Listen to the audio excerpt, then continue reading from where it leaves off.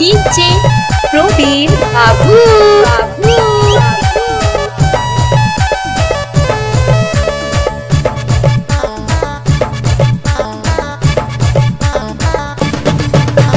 साड़ी तोर सहारी गुया रे, साड़ी तोर सहारी गुया रे, कादो ले डायला धुरा ले डायला धीरे रे धीरे खेलबे, कादो ले डायला धुरा ले डायला धीरे रे धीरे खेलबे।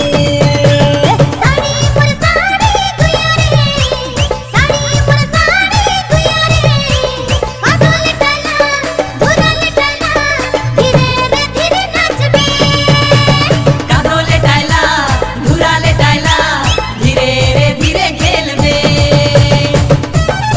हर साला प्यार और मोहब्बत ना चाहिए, ये लड़की ना चाहिए, ये प्यार डीजे प्रवीण बाबू को चाहिए, दोस्त मन का प्यार। सिरमपाड़ा, सपनापुरी, नवाबगंज, दिनाजपुर।